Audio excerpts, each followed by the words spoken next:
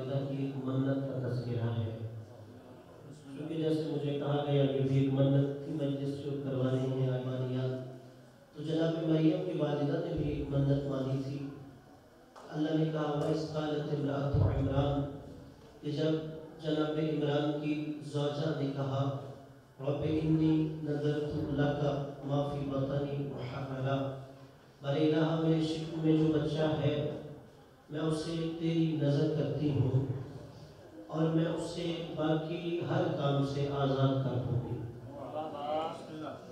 لیکن پھر جب جناب مریم دنیا میں آ گئی، انہیں انتظار بیٹے کا تھا، لیکن اللہ نے انہیں بیٹی عطا کی، اور اللہ نے اس بیٹی کے بارے میں بھی فرمایا وَإِذْ قَالَتِ الْمَلَائِكَةُ، کہ پھر وہ وقت بھی یاد کرو جب فرشتوں نے کہا یا مریم، اے مریم، ان اللہ اصطفاکی، اللہ نے آپ کو چن لیا ہے، وطہرکی، اور آپ کو طاہرہ بنایا ہے، واصطفاکی علی نساء العالمین، اور آپ کو عالمین کی عورتوں سے منتخب کر دیا ہے۔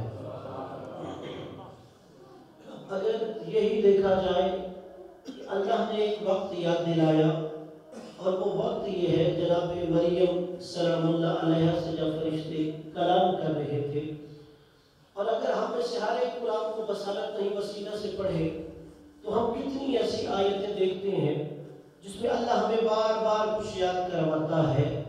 مثلا اللہ نے کہا وہ وقت یاد کرو جب ہم پیکر آدم کے اندر روح ڈال رہے تھے، وہ وقت یاد کرو جب ہم آدم کو خلیفہ بنا رہے تھے، وہ وقت یاد کرو جب نوح سفینہ بنا رہے تھے، وہ وقت یاد کرو جب جناب یونس بطن ماہی میں تسبیح پروردگار کر رہے تھے، وہ وقت یاد کرو جب جناب موسیٰ دریائے نیل پار کر رہے تھے، وہ وقت یاد کرو جب جناب ابراہیم اپنے بیٹے کے گلے پہ چھری چلا رہے تھے، وہ وقت یاد کرو جب عیسیٰ مادرزاد اندھوں کو بینائی دے رہے تھے، وہ وقت یاد کرو جب عیسیٰ مردوں کو زندہ کر رہے تھے۔ یعنی اللہ پرانے ہمیں واقعات یاد دلا رہا ہے، 1000 سال پرانے، 7000 سال پرانے، 10,000 سال پرانے۔ ہم کہیں گے مارے الہ، تو ہمیں پرانے واقعات یاد کیوں دلاتا ہے کہ جناب آدم کا واقعہ انہیں سنایا جائے، جناب نوح کا واقعہ انہیں سنایا جائے، ابراہیم و موسیٰ و عیسیٰ کا واقعہ انہیں سنایا جائے؟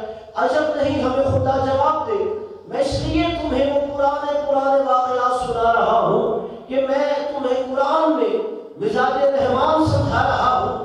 یہ جو ہستیاں آدم سے عیسیٰ تک پرانے قصے سنتے ہو، یہ لوگ وہ ہیں جنہوں نے ہمارے معاشرے پر احسان کیا ہے، ہمارے سماج پر احسان کیا ہے، اور یہی سے مزاج پروردگار سمجھو۔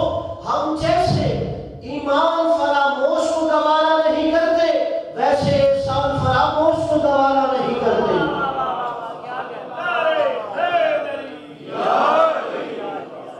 یعنی اللہ پرانے انبیاء کے ہمیں قصے سناتا ہے۔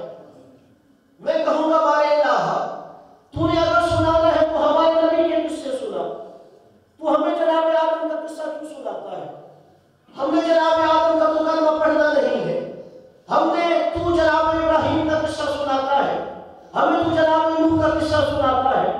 بالینا ہم جناب نوح کی شریعت میں ہم نے چلنا نہیں، جناب نوح کا ہم نے کلمہ پڑھنا نہیں، جناب ابراہیم کی شریعت میں ہم نے چلنا نہیں، جناب ابراہیم کا ہم نے کلمہ پڑھنا نہیں، جناب موسیٰ کی شریعت میں ہم نے چلنا نہیں، جناب موسیٰ کا ہم نے کلمہ پڑھنا نہیں، جناب عیسیٰ کی شریعت میں ہم نے چلنا نہیں، جناب عیسیٰ کا ہم نے کلمہ پڑھنا نہیں، تو ہمیں ان کے واقعات کیوں یاد دلاتا ہے کہ جن کی ہم نے کلمہ بھی نہیں پڑھنا، جن کی ہم نے شریعت بھی نہیں چلنا؟ خدا یہی سے تو پھر اپنی امت مسلمہ کو سمجھاتا ہے کہ جن انبیاء کا تم نے کلمہ نہیں پڑھنا، جب ان کے فضائل بھلا دینا ہمیں گوارا نہیں، تو جن کا کلمہ پڑھنا ہے ان کے فضائل بھلا دینا کیسے گوارا؟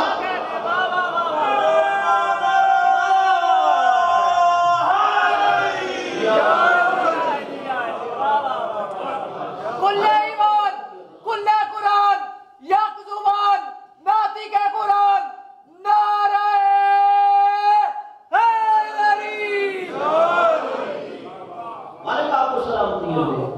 ویسا سننے میں مشکل تو نہیں، ابھی آپ کو توحید جہاں تک لے کے جانا ہے آیت تک، کہ ہم جن نبیوں کی شریعت میں نہیں چلنا، جن انبیاء کا ہم نے کلمہ نہیں پڑھنا، اللہ ہمیں ان کے واقعات اور ان کے فضائل سنا رہا ہے، اور ان کے فضائل سے ہمیں یہ سمجھا رہا ہے کہ جن کا کلمہ تم نے نہیں پڑھنا، جن کی شریعت میں تم نے نہیں چلنا، جب ہمیں ان کے فضائل بھلا دینا گوارا نہیں تو ہم یہ کیسے مان سکتے ہیں کہ تم ان کے فضائل بھلا دو جن کے تم نے شریعت پہ چلنا ہے؟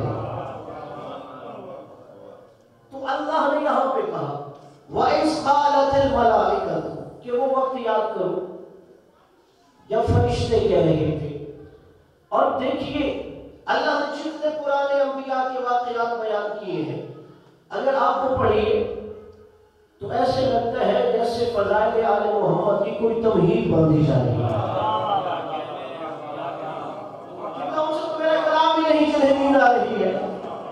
جاگتے ہوئے لوگوں سے کلام کر رہا ہوں کہ ایسے لگتا ہے کہ جیسے کوئی فضائل آل محمد کی اللہ تمہید باندھنا چاہتا ہے.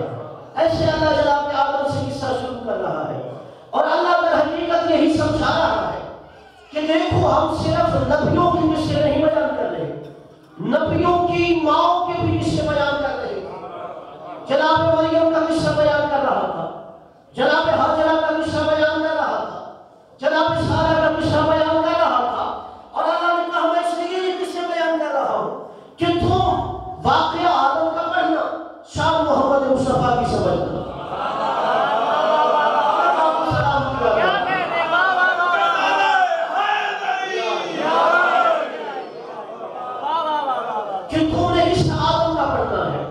لیکن وہاں سے شان میرے نبی مصطفیٰ کی سمجھنی ہے.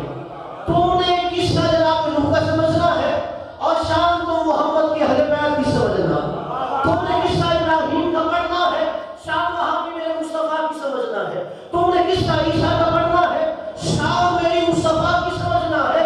جیسے انبیاء کا قصہ محمد اور اس کی آل کی فضائل کو سمجھاتا ہے کہ ایسے ہی قصہ انبیاء کی ماؤں کا پڑھنا اور شان فاطمہ زہرا کی سمجھنا.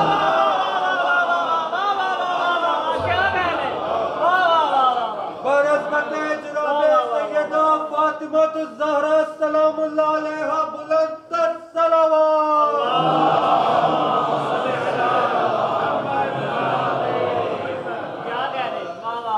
کہ جیسے انبیاء کی قصے پڑھ کے تم نے شان مصطفیٰ سمجھ لیا, ویسے اگر تم قصہ مریم کا پڑھ رہے ہو تو وہی سے شان فاطمہ سمجھ لے گا.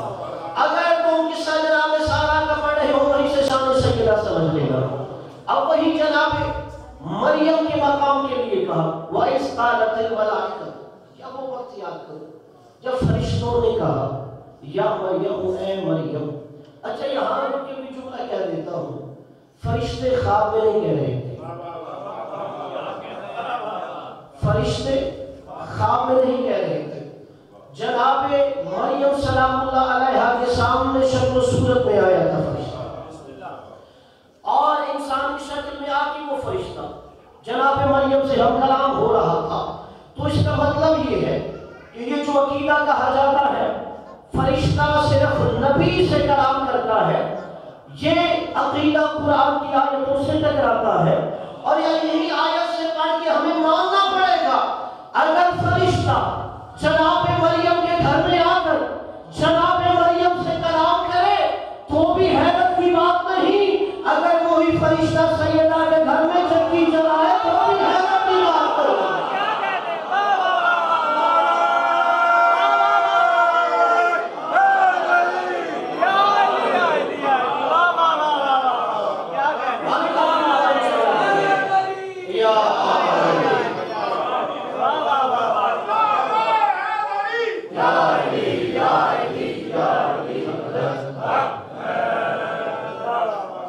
اگر جناب مریم کے گھر آ کے وہ بات کرے تو حیرت کی بات نہیں.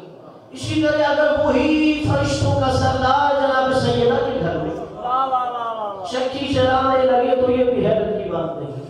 اب اس فرشتے نے آ کے کیا کہا یا مریم اے مریم ان اللہ اصطفاکی, اللہ نے آپ کو چن لیا ہے, اللہ نے آپ کا اصطفا کیا ہے. بہت سی چیزیں ہوں, اپنے بچوں کے لیے جملہ کہہ رہا ہوں, بہت سی چیزیں ہوں ان میں سے ایک چن لی جائے, منتخب کر لی جائے, اسے عربی میں اصطفا کہتے ہیں. اور جس کو چن لے اسی کو مصطفیٰ کہتے ہیں. اصطفا چن لے اور جو چنا ہوا ہو اسے مصطفیٰ کہتے ہیں. اور قرآن آپ پڑھیے اس آیت کے علاوہ جہاں یا تو کوئی وہ نبی تھا یا وہ رسول تھا یا امام تھا. مثلا بسم اللہ الرحمن الرحیم ان اللہ اصطفى آدم ونوحا وآل ابراہیم وآل عمران علی العالمین. اللہ کہتا ہے میں نے چن لیا تھا آدم کو بھی، نوح کو بھی، آل ابراہیم کو بھی، آل عمران کو بھی. یعنی پتہ یہ چلا کہ اللہ جب بھی اصطفاء کر رہا ہوتا ہے یا تو وہ نبی ہوتا ہے یا رسول ہوتا ہے یا امام ہوتا ہے. اگر ہم کہیں پائے گا جناب مریم نہ اللہ کی نبی ہے نہ وہ رسول ہے نہ وہ امام ہے تو پھر انہیں کیوں چن رہا ہے؟ خدا کہے گا میں یہی تو نبی کا کلمہ پڑھنے والوں کو سمجھانا چاہتا ہوں. مریم کا بھی انتخاب کر کے مریم نبی نہیں ہے، مریم رسول نہیں ہے، مریم امام نہیں ہے، لیکن مریم کو میں نے عیسیٰ کی ماں بنانا ہے. اب تھوڑا سا ساتھ چلیے. مریم کو نبوت نہیں دی، رسالت نہیں دی، عہدہ امامت نہیں دیا، لیکن اسے میں نے عیسیٰ کی ماں بنانا ہے. یعنی اسے پتہ یہ چلا اس لیے انتخاب کر رہا تھا مریم نے معصوم کی ماں بننا ہے. تو پھر ماننا پڑے گا معصوم کی ماں اتفاق نہیں ہوتا بلکہ اللہ کا انتخاب ہوتا ہے.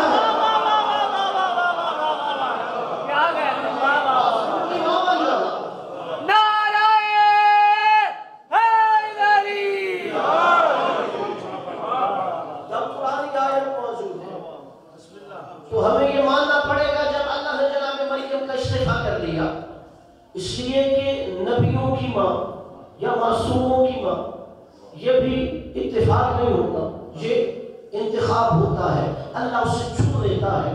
اچھا اللہ نے چن لیا تھا اور پھر آپ قرآن پڑھیے، شاید اس جملے سے کسی ناپختہ ذہن میں یہ بات آ جائے جناب مریم کو مقام اس لیے ملا کہ چونکہ وہ عیسیٰ کی ماں بن رہی تھی. نہیں جائیے قرآن پڑھیے، ابھی عیسیٰ دنیا میں نہیں تھا پھر بھی مریم کی فضیلت بیان ہو رہی تھی.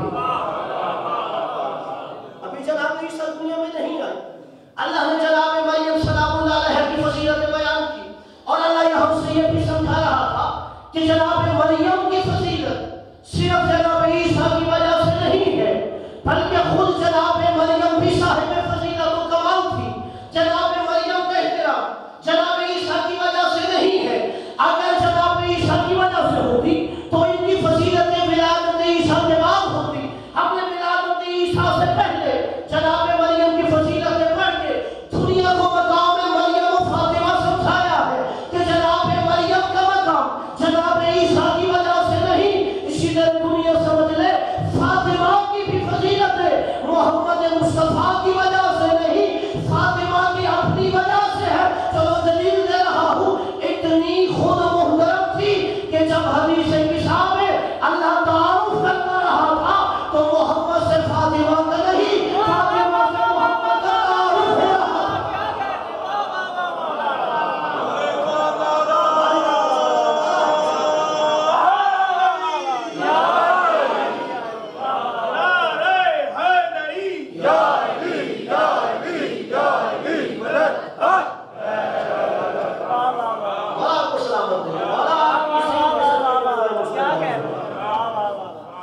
اور بتا رہا تھا جیسے مریم ولادت عیسیٰ سے محترم تھا، ایسے ہی بنت پیغمبر نبی کی وجہ سے فضیلتیں نہیں مل رہی تھی.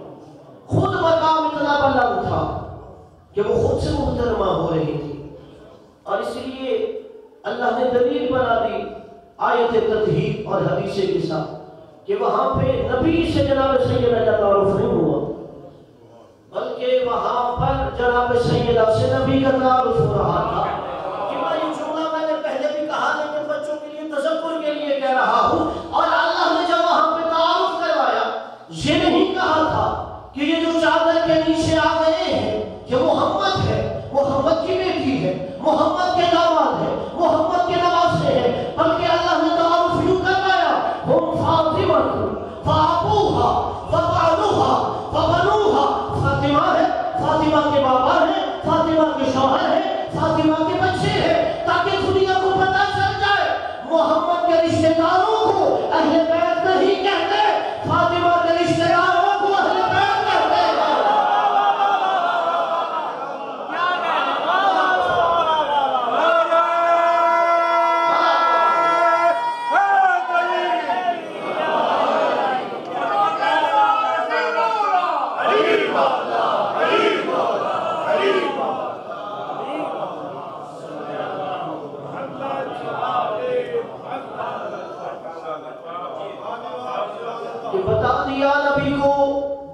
مقام بھی اگر کچھ عطا ہو رہا ہے تو وہاں بھی جناب سیدہ سے تعارف ہو رہا ہے تاکہ پتہ چل رہا ہے کہ مقام سیدہ خود بھی بلند ہے. اور دیکھیے ولادت عیسیٰ سے پہلے جو تذکرہ ہو رہا وہ جو میں نے سرنامہ کلام میں دوسری آیت پڑھی ہے وَإِذْ قَالَتِ امْرَأَتُ عِمْرَانَ کہ جناب عمران کی زوجہ کہہ رہی تھی اللہ سے بارے الہ جو میرے شکم میں بچہ ہے میں اسے تیری نظر کر دوں. اس لیے کہ اللہ نے جناب عمران سے کہا. جناب مریم کے والد بھی اللہ کے نبی تھے نام ان کا جناب عمران تھا. اللہ نے جناب عمران سے ایک وعدہ کیا تھا اور جناب مریم کی والدہ کا نام جناب حنا تھا. اب ان دونوں سے اللہ نے ایک وعدہ کیا کہ میں تمہیں ایک بچہ دوں گا اور اسے نبی بناؤں گا. اب جناب حنا کے ذہن میں یہی تھا کہ جو بچہ میرے شکم میں ہے وہ بیٹا بھی ہے اور اللہ کا نبی بھی ہے. اور جناب عمران کے ذہن میں بھی یہی تھا جو جناب حنا کے شکم میں ہے وہ بچہ ہے اور اللہ کا نبی بنے گا. جب وعدہ پورا کرنے کا وقت آیا جناب حنا بھی حیران ہو گئی جناب عمران بھی حیران ہو گئے کہ ہم سے وعدہ تھا بچے کا یہ تو بیٹی پیدا ہو گئی.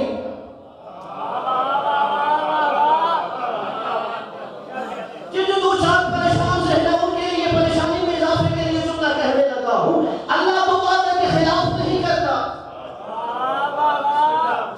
اس نے تو وعدہ کیا تھا میں بیٹا دوں گا اور جناب حنا پریشان ہو گئی کہ اللہ نعوذ باللہ وعدے کے خلاف کر رہا ہے. وعدہ تھا کہ بیٹا دوں گا اور اس لیے منت مانی تھی اسے تیری خاطر تیرے گھر کے لیے وقف کر دوں گی. آج تک کبھی بیت المقدس کو کسی نے بیٹی وقف نہیں کی لیکن دیکھا یہ تو بیٹی ہو گئی ہے. تو جیسے ہی جناب مریم دنیا میں آئی جناب حنا نے اپنے شوہر جناب عمران کو دیکھا. جناب عمران نے آسمان کو دیکھا بارے یہاں یہ کیا ہو گیا. ہم نے تو منت پوری کرنی تھی اب منت پوری کیسے ہوگی کہ بیٹے کو راہ خدا میں آزاد کر دیا جائے. اب جیسے ہی کہا بارے یہاں تو نے وعدہ کیا تھا کہ ہم تجھے بیٹا دیں گے اور وہ اللہ کا نبی بنے گا. اللہ نے کہا عمران صبر کرو تمہیں بیٹا دیں گے لیکن بیٹا اس بیٹی سے دیں گے. تمہیں بیٹا دیں گے تھوڑا سا سوال کرنا ہے تمہیں بیٹا دیں گے لیکن بیٹا اس بیٹی سے دیں گے. ایک وعدہ جناب عمران سے تھا اور ایک وعدہ میرے نبی سے تھا اینا آتوینا کالکوثر ہم تجھے نسل کثیر دیں گے.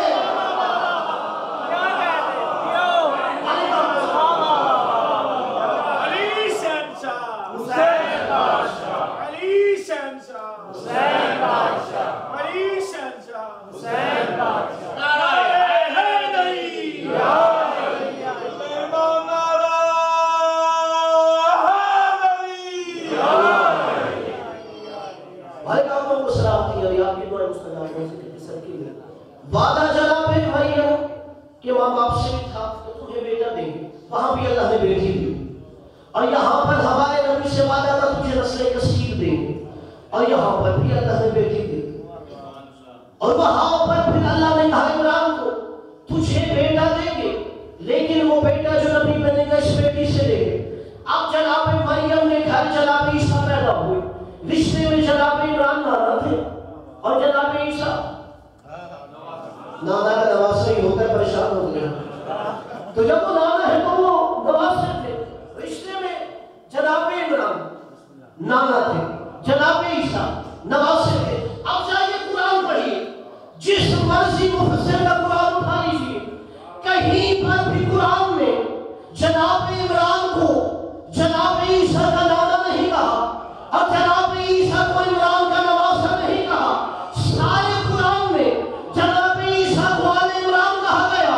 عمران کا بیٹا عمران کی اولاد عمران کی آل تو پھر ماننا پڑے گا اگر عمران کا نواسہ آل عمران ہوتا ہے تو محمد کے نواسے آل محمد ہوتے ہیں.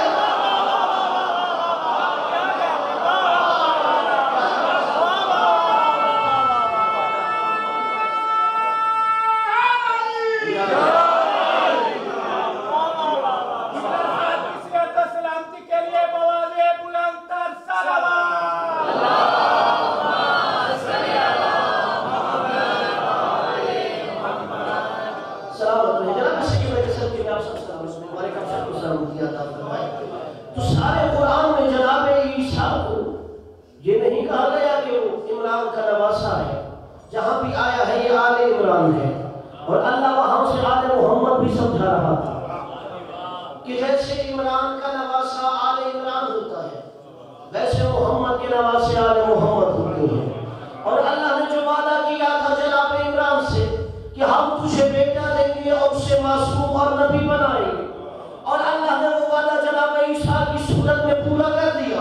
اور دوسرا وعدہ اللہ نے ہمارے نبی سے کیا، اِنَّا أَعْطَيْنَاكَ الْكَوْثَرَ، ہم تجھے نسل کثیر عطا کریں گے۔ یہاں پر بھی فرق ہے، جو وعدہ عمران سے تھا وہاں عیسیٰ کے بعد کوئی عیسیٰ نہیں آیا۔ جسے سمجھ آئی اب سے میں بات کرتا ہوں۔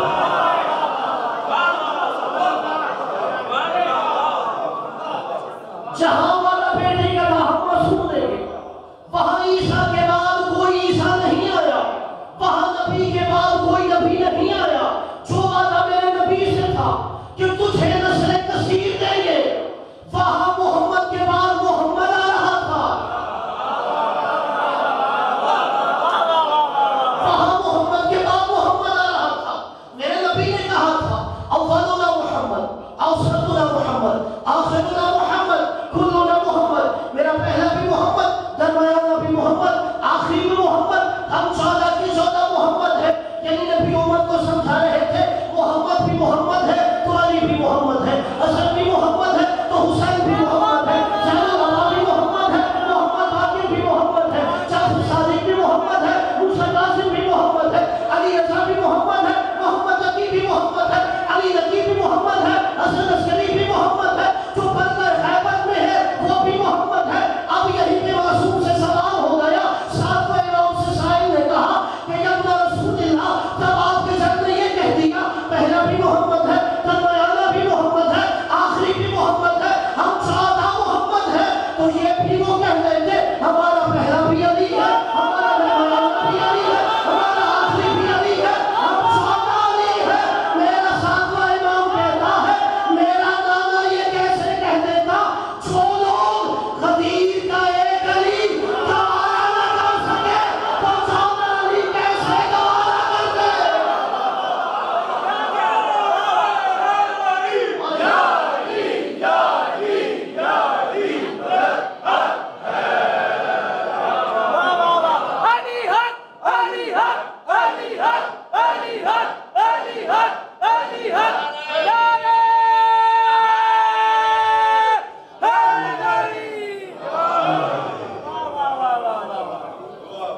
تو وہاں عیسیٰ کے بعد کوئی عیسیٰ نہیں آ رہا، یہاں محمد کے بعد محمد آ رہا۔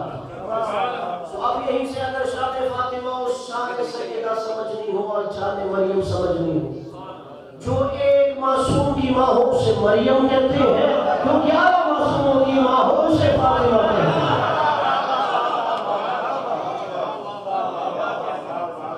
جو ایک ہی ماں ہے وہ مریم، جو 11 معصوموں کی ماں تھی اسے فاطمہ کہتے ہیں۔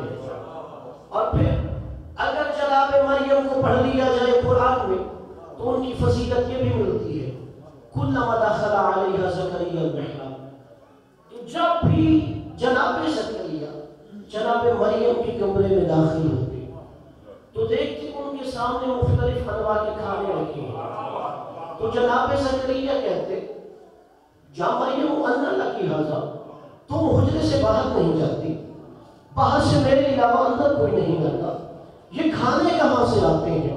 قرآن میں آیت ہے جناب مریم نے کہا من عند اللہ، یہ اللہ کی طرف سے آتے ہیں، یہ مجھے کھانے جنت سے آتے ہیں۔ تو آپ پھر فرق سمجھیے، جناب مریم و جناب فاطمہ ہے، جس کے لیے کھانا آسمان سے فرش پہ آئے اسے مریم کہتے ہیں، اور جو کھانا فرش سے آسمان پہ بھیجوائے اسے فاطمہ کہتے ہیں۔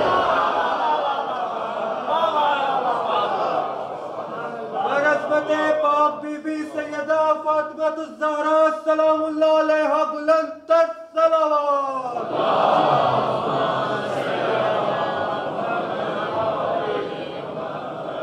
اس کے لیے وہاں سے یہاں کھانا آ رہا تھا وہ مریم تھی، اور جو یہاں سے وہاں بھیج رہی تھی وہ فاطمہ تھی۔ اس لیے علماء اس جملے پہ लोगों को दावत फिक्र देते हुए कहते हैं फिर मरियम और फातिमा भी इतना फर्क होना चाहिए जितना जमीन और आसमान के दरमियान। क्या कहने इतना फर्क तो होना चाहिए। मैं अपने नौजवान दोस्तों के लिए और एक आसान करके जुमला पेश कर देता हूँ कि कौन अफजल है। बनु अब्बास का जमाना था, बादशाह ने अपने दरबारी मुफ्तियों का इम्तिहान लिया, कहा मुझे ये बताओ कि मरियम अफजल है या फातिमा अफजल है। उसने कहा मैं तुम्हें टाइम देता हूँ कि कल आके मुझे जवाब देना। अगले दिन दरबार सजाया। अब जो दरबारी मुफ्ती थे उन्होंने कहा कि हमारे नजदीक जनाब मरियम अफजल है। का उसकी दो दलीलें हैं। का पहली दलील कि उनके बारे में कुरान में है या मरियम इन्नल्लाह अस्तफाकी व तहहारकी, ये जो व तहहारकी है तुझे ताहिरा बनाया है, मासूमा बनाया है, ये कुरान में जनाब मरियम के लिए है, जनाब फातिमा के बारे में नहीं। और वो कहता है दूसरी दलील ये है कुरान में जनाब मरियम की शान में एक पूरा सूरा नाज़िल हुआ जिसे सूरह मरियम कहते हैं। अब इतनी मुफ्तियों ने बात की तो वहीं पर एक मासूम के लिबास में भी आलम दीन था, जो लिबास पहना हुआ है, यानी एक शियार में दीन भी था। अब जाहिर बात है इस लिबास पहनने का मतलब ही ये है कि तुमने आले मोहम्मद की वकालत करनी है। इस लिबास पहनने का मतलब भी ये है कि तुम्हारी अपनी शनाख्त नहीं है, अब तुम आले मोहम्मद से मौसूम। अब उस आलिम ने देखा कि जिनसे मेरी निस्बत है ये लोग उन्हीं की तौहीन कर रहे हैं। उन्होंने कहा बादशाह तू ये जानना चाहता है कि जनाब मरियम अफजल है या जनाब फातिमा? क्या दरबारी मुफ्तियों ने अपना फैसला सुना दिया? अब आप मेरा फैसला सुन ले। उन्होंने पहली दलील ये दी जनाब मरियम अफजल है कि अल्लाह उन्हें एक दफा कह रहा है वताहरा की, सुनो फिर मरियम से फातिमा दो गुना अफजल है। जनाब मरियम के बारे में अल्लाह ने एक दफा कहा वताहरा की और फातिमा के बारे में अल्लाह ने दो दफा कहा वयुताहिरकुम तत्हीरा।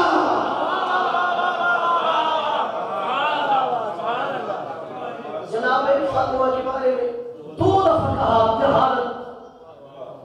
फिर कहा ये कह रहा था इसलिए जनाब मरियम अफजल है कि उनकी कुरान में शान में सूरा नाज़िल हुआ है जिसे सूरह मरियम कहते हैं। कहा अगर जनाब मरियम की शान में एक सूरा नाज़िल हुआ है तो सुनो दो मुकम्मल सूरे जनाब फातिमा की शान में नाज़िल हुए। एक को सूरह तहर कहते हैं, दूसरे को सूरह कौसर कहते हैं।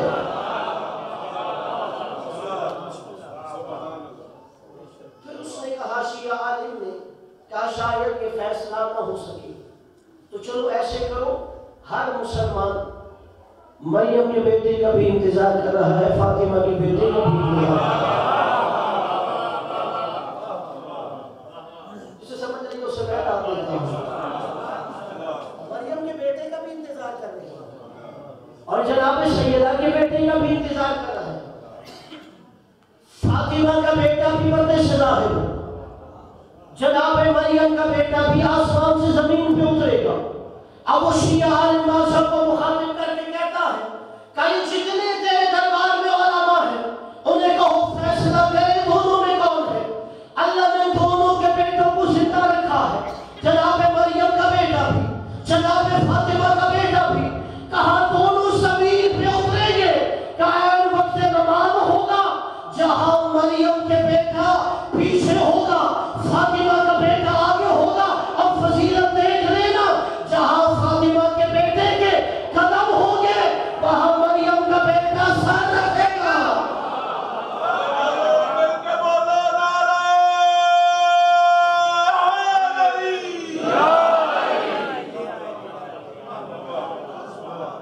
बारगाहे मौला इमाम ज़मान अलैहिस्सलाम बुलंद सलावत।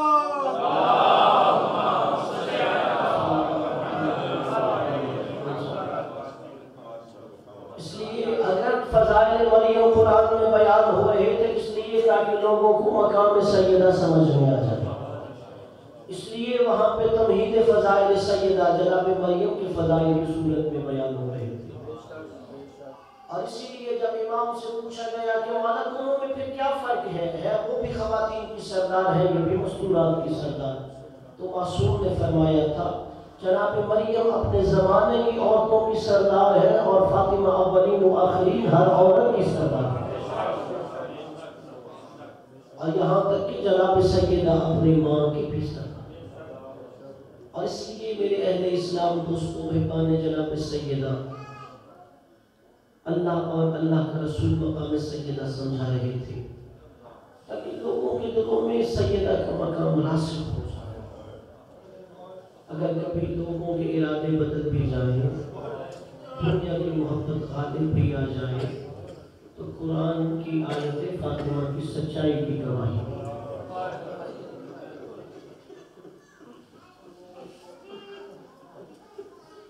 مجھے ایک سوال کا آپ ہی جواب دیں دیجیے. آپ مسلسل 4 دن سے مسائل بھی سن رہے ہیں، ذکر سیدہ بھی سن رہے ہیں کہ جتنے فضائل قرآن اور رسول نے اس بیٹی کے بیان کیے تھے، کیا اس کے بعد کوئی سوچ سکتا ہے کہ اس پر مصیبتوں کے پہاڑ توڑے جائیں؟ اجرکم علی الزہرا. اللہ شرما کے نہ رہیے گا، روکن آئروں نے شک بنا لیجیے وہ بھی عبادت کرتا ہے. آیت اللہ وحید خراسانی کا یہ جملہ ہے، وہ کہتے ہیں اگر کوئی بندہ جناب سیدہ پہ ہونے والے ظلم میں شک بھی کرتا ہے وہ ملعون ہوتا ہے. یہ نبی کی بیٹی انتہائی دکھ کی کیفیت میں دنیا سے چلی اور ازالہ زہرا نے زندگی بھر کسی کو اپنے دکھ نہیں بتائے تھے. اگر کسی بندے کی ایک انگلی ٹوٹ جائے اس کے لیے شب و روز جینا بڑا مشکل ہو جاتا ہے. ذرا تنہائی میں گھر میں جا کے سوچنا تو صحیح 95 دن زہرا کی پسلیاں ٹوٹی ہوئی تھی، وہ کیسے سانسیں لے رہی تھی. اگر کو بنا زہرا علی جیسا صابر. جناب سلمان فارسی کہتے ہیں جب بنت پیغمبر دنیا سے رخصت ہو گئی تو میں دیکھتا علی ہر روز مدینے سے باہر چلے جاتے ہیں. میں سوچا کرتا تھا اللہ جانے میرا مولا کہاں جاتا ہے. ایک دن میں نے سوچا میں اپنے مولا کے پیچھے پیچھے جاؤں گا. جناب سلمان کہتے ہیں میرا مولا آگے آگے میں چھپتا ہوا پیچھے پیچھے جا رہا تھا. میں نے کیا دیکھا کہ علی مدینہ کے باہر ایک جنگل میں ایک درخت کی اوٹ کا سہارا لے کے میرا مولا دھاڑے مار مار رہا. سلمان کہتا ہے کہ 32 سال کا کڑیل جوان علی، بدر و احد و خندق و خیبر کا فاتح علی اس جنگل میں دھاڑے مار مار کے رو رہا ہے. اللہ تعالی جناب سلمان کہتے ہیں بالآخر میں برداشت علی کا رونا نہ کر سکا، میں آگے بڑھا مولا کے قدموں پہ ہاتھ رکھ دیے. مولا مجھے بھی تو بتاؤ ایسی کون سی مصیبت ہے جسے یاد کر کے علی یہاں رو رہا ہے. اللہ تعالی سلمان کہتا ہے کہ جملہ سن کے علی اور چیخ مار کے روئے. کہا سلمان علی اس لیے اس ویرانے میں آ کے رو رہا ہے کہ محمد کی بیٹی دنیا سے رخصت ہو گئی اور علی کو یہ بھی نہ بتایا زہرا کی پسلیاں ٹوٹ چکی. اجرکم علی الزہرا. جب میں زہرا کو غسل دے رہا تھا مجھے پتا چلا زہرا کی تو پسلیاں بھی ٹوٹی ہوئی. اجرکم علی الزہرا. مولا آپ کی آہوں پہ رحم کرے. کل کا جو دن تھا بنت پیغمبر دنیا سے رخصت ہو گئی اور کہا علی اب مدینے والوں سے کہنا تم چین سے سو گے. اب زہرا کے رونے کی آوازیں نہیں آئی. حضرت جناب سیدہ نے کچھ وصیتیں فرمائی تھی، کچھ وصیتیں تو مولا علی سے کہی تھی. یا علی غسلنی وغفرنی وحنطنی. علی مجھے غسل تم نے دینا ہے، کفن آپ نے دینا ہے، حنوط آپ نے دینا ہے. جنہوں نے مجھے تنگ کیا ہے میرے جنازے میں انہیں نہیں بلانا. عزاداروں کہا میرا رات کی تاریکی میں جنازہ اٹھانا اور اس تابوت میں اٹھانا جو خود میں نے اسماء بنت امیس کے ساتھ بنایا ہے، اس سے عورت کا پردہ محفوظ رہتا ہے. عزاداروں جب مولا علی کو وصیتیں کر لی پھر جناب سیدہ نے جناب زینب سلام اللہ علیہا کو بلایا. جناب زینب کی عمر 5 برس تھی. جناب زینب کو بلایا کہ اماں اب مجھے کیا کہنا ہے کہ زینب کچھ باتیں میں تم سے کرنا چاہتی ہوں. جناب زینب سے کہا زینب ذرا قریب آؤ. زینب سلام اللہ علیہ قریب آئی, ایک کفن اٹھایا اور تھوڑا سا حنوط اٹھایا, جناب زینب کے حوالے کیا. کہا زینب ابھی تھوڑی دیر کے بعد تیرا بابا تجھ سے ایک کفن مانگے گا, تیرا بابا تجھ سے حنوط مانگے گا. کہ اماں یہ کفن کس کا ہے؟ حضرت سوچو تو صحیح, اگر ماں بیٹی کو بتا رہی ہو تیری ماں چند لحظوں کی مہمان ہے تو بیٹی کے دل پہ کیا گزرتی ہے, اور پھر بیٹی بھی 5 برس کی ہو. کہا زینب تیری ماں زہرا کا وہ کفن ہے. اب جناب زینب نے وہ کفن لیا, ایک طرف رکھ دیا. اب تھوڑی دیر کے بعد جناب زینب سلام اللہ علیہ نے دیکھا کہ ماں زہرا نے ایک اور کفن اٹھایا اور تھوڑا سا حنوط اٹھایا. کہ زینب یہ کفن بھی رکھ لو. کہا بابا یہ کس کا کفن ہے؟ کہا زینب یہ تیرے بابا علی کا کفن ہے, تیرے بابا علی کا حنوط ہے. 21 ماہ رمضان کی شب ہوگی, 40 ہجری ہوگا, جب تیرا بھیا حسن تجھ سے کفن مانگے گا تو تو نے حسن کو یہ کفن اور حنوط دینا ہے. اللہ تعالیٰ زینب سلام اللہ علیہ نے کفن اٹھایا اور ایک طرف رکھ دیا. اللہ تعالیٰ برداشت کرو گے, تھوڑی دیر گزری, جناب زینب نے دیکھا اما زہرا سلام اللہ علیہ نے ایک تیسرا کفن اٹھایا, تھوڑا سا حنوط اٹھایا. کہ زینب یہ کفن بھی رکھ لو. کہ اما اب یہ کفن کس کا ہے؟ کہا زینب 28 سفر ہوگی, 50 ہجری ہوگی, تیرے حسن کے لیے میں تجھے یہ کفن دیتی ہوں. جناب زینب نے کفن رکھ لیا. اب عزاداروں تھوڑی دیر تک جناب زینب خاموش رہی. جناب زینب سوچ رہی تھی ابھی اما چوتھا کفن دیتی ہے جو میرے حسین کو دینا ہوگا. عزاداروں زینب چپ ہو کے دیکھتی رہی. جناب زہرا نے کفن نہ دیا. جناب زینب کہتی ہے اما زہرا میرے حسین کا کفن مجھے عطا کرو. میرے حسین کا کفن کہاں ہے؟ کہ نہیں زینب, کفن انہیں دیے جاتے ہیں جنہیں حسن دیا جائے. میرا حسین کربلا کے صحرا میں 3 دن کا پیاسا بے گوہ کفن ہوگا. اجرت والا زہرا مالا آپ کی آہوں پہ رحم کرے. اللہ والو جناب سیدہ رخصت ہو گئی. جناب سیدہ کا رخصت ہونا تھا. مولا علی نے اس کو کفن دیا. کہا زہرا کے بچوں علم و علم میں کہ اپنی ماں کی جانیں پڑھو. آج کے بعد زہرا نظر نہیں آئے گی. اللہ دارو جناب زینب سلام اللہ علیہ اما اما کہتے ہوئے اپنی ماں کے جنازے پہ گر گئی. جناب ام کلثوم اما اما کہتے ہوئے اپنی ماں کے جنازے سے لپٹ گئی. مولا حسن ماں کے جنازے سے لپٹے. اللہ دارو ابھی تک غریب کربلا حسین مظلوم ایک گولے میں کھڑا ہو رہا تھا. مولا علی نے کہا حسین بیٹا اپنی ماں کو الوداع کرو نا, ابا کا چہرہ نظر نہیں آئے گا. کہ نہیں بابا میں ایسے ماں سے نہیں ملوں گا. میری اماں کہتی ہے یہ فخر مریم ہے. میری ماں کہتی تھی میرا حسین فخر عیسیٰ ہے. اگر میں فخر عیسیٰ ہوں تو مریم نے دنیا سے جاتے ہوئے عیسیٰ آگے نہیں بڑھا جب تک مریم نے کفن سے بلایا نہیں. اگر میری ماں فخر مریم ہے, ماں سے کہو اپنے حسین کو بلائے. اللہ دارو کفن کے بند ٹوٹے, زہرا کے ہاتھ نکلے. آ میرا غریب کربلا, آ میرا پیاسا. حضرت والا زہرا اللہ آپ کو سوائے اسلام کے کسی ماں پہ نہ رلائے. اللہ دارو جو ابھی تک گریہ نہیں کر سکا اسے آخری مہلت دے رہا ہوں کہ وہ بھی عبادت کر لے. اللہ دارو ہمارے گھروں سے بھی جنازے اٹھتے ہیں. ذرا بتاؤ تو صحیح جب گھر سے جنازہ اٹھایا جائے تو گھر والوں کی حالت کیا ہوتی ہے؟ اللہ دارو کو غلام برپا ہو جاتا ہے. بچے اتنے غریب ہو گئے کہ زہرا نے کہا تھا میرا جنازہ اتنی خاموشی سے اٹھانا کہ مدینے والوں کو پتہ نہ چلے زہرا کا جنازہ اٹھا ہے۔ میرا دل کہتا ہے بچوں نے اپنی آستینیں دانتوں میں دی ہوگی، زینب نے اپنی ردا اپنے دانتوں میں بھیج لی ہوگی، ہائے ماں کو روتے ہوئے عزاداروں جنازہ اٹھایا، مولا نے دفن کیا۔